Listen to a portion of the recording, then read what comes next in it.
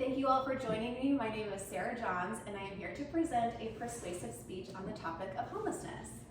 And the definition of homelessness is the state of having no home. And in the 1950s, the idea of homelessness was just that, an idea.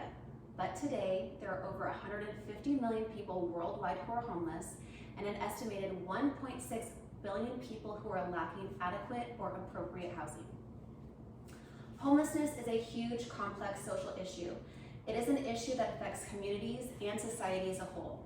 There are several reasons and contributing factors for how someone becomes homeless, and understanding how and why this happens will give opportunities for the necessary action steps to decrease this worldwide problem.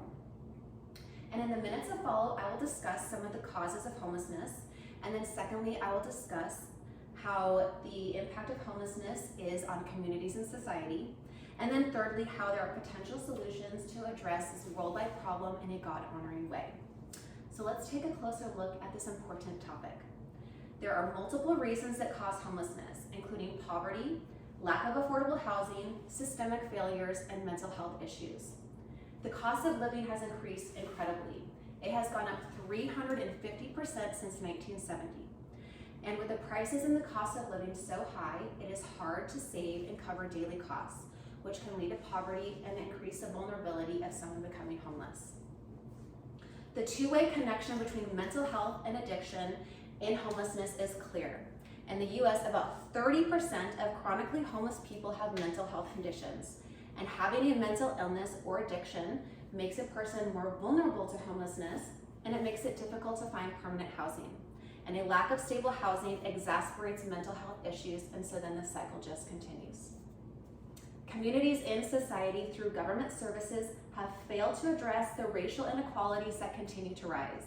According to research, African Americans are 3 times more likely to lose their housing.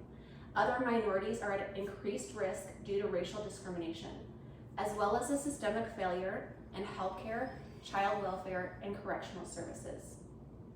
This now leads me to my second point.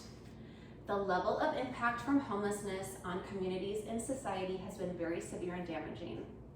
Those suffering from homelessness lack general hygiene and healthcare, and without enough nutritious food, healthcare, or proper hygiene, infections and viruses will spread much easier, and the COVID-19 pandemic only intensified this issue. Mental health and substance abuse, as I briefly discussed, is very costly. Treatment for this is very costly, and hospitals and psychiatric facilities are paid by the public. This affects the community and the taxpayers' dollars. Similar to the expenses incurred by emergency rooms and hospitals, taxpayer money is spent on incarceration costs for the homeless. And unfortunately, homeless people spend more time in jail or prison than other populations.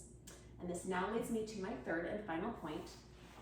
There are potential solutions to this worldwide problem that can be addressed in a God-honoring way. The path forward must be guided by equity and evidence, particularly in the housing first approach. The pandemic amplified the systemic racism that is embedded in our housing and our health institutions. To reduce homelessness, we must address these deep-rooted inequalities and ensure that everyone has access to proper housing. Having resources that include education and on-the-job training will also help connect and prepare people transitioning from homelessness to becoming productive citizens in society. It is important for them to learn the skills to thrive and maintain sobriety and have the resources to become successful. In addressing substance abuse, the combination of mental illness, substance abuse, and poor physical health makes it difficult to maintain employment and residential stability. So having better mental health services would combat not only the mental illness issue, but it will help decrease homelessness.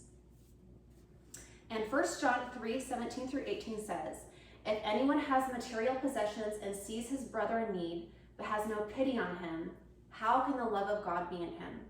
Dear children, let us not love in words or tongue, but in actions and in truth." And this now brings me to my conclusion. Homelessness is an immense social issue. It not only causes trauma and suffering for those suffering from homelessness, but it creates economic, social, and public health challenges that affect us all. But together, We can provide compassionate and effective solutions that prioritize housing stability, mental health and substance abuse support, and access to resources in such a way that honors God and upholds the values written in Scripture. Thank you for your time.